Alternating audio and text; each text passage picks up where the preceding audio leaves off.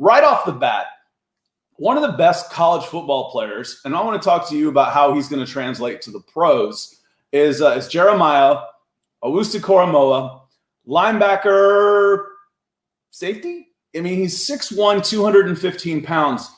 That's an average size safety in the NFL, but just playmaker extraordinaire. 11 tackles for losses, 3 interceptions. You see him in coverage. You see him all over the place.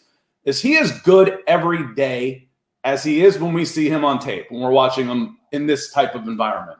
Absolutely. I mean, he's one of the most impactful linebackers Notre Dame. I mean, you look at, does he have the God-given ability of Jalen Smith? No.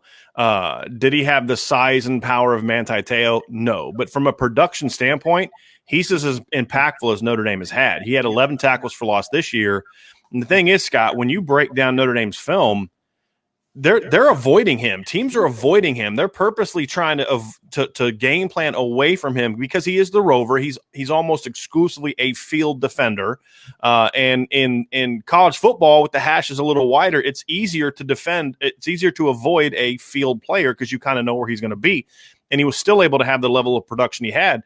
Last season in 2019, he had 13 and a half tackles for loss. So, and he's really only been a 2-year player, and the other thing people have to keep in mind about Jeremiah, he was 17 until November of his freshman year.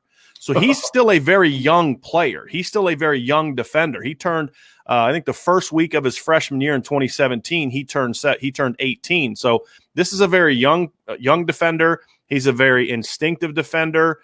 He can do so many different things. And, we talk about, is he a safety? Is he a linebacker? I think he's the perfect modern day second level defender, because in today's era of positionless football with some of these teams, and even if you're not someone who subscribes to the positionless football mantra, what we all know, which is just a fact because it's in the data, is in the NFL, teams are minimum 60% of the game in sub packages.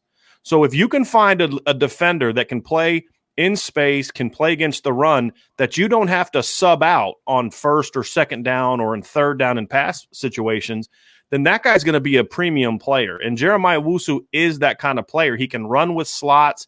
He can run with backs and tight ends, obviously. And even though he's only 6'1", he's incredibly long. And Scott, you've been doing this a long time. There's 6'3" guys that are not 6'3" because they have shorter arms. And there's those and there's like those Elvis Dumervilles and those Aaron Donalds who are shorter players but have incredible arm length where they actually play like a much bigger defender. So that's Jeremiah. He's got that length. He's got that suddenness.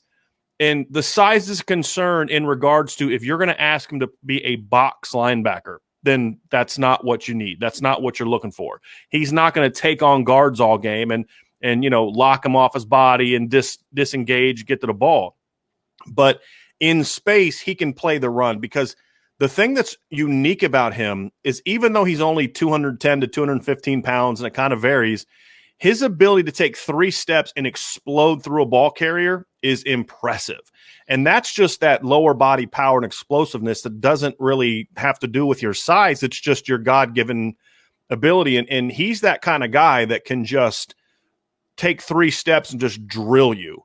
And we saw that against Florida State this year. He was going in one direction and just took 3 steps in another direction and just lays the running back out. So he's a very unique, special player. And as good of a football player he is, he can match that from a character standpoint. And that's great, because you don't want to see. I did a story on allfalcons.com about Julio Jones and the other players that have 250-yard games. It's like Antonio Brown, Josh Gordon.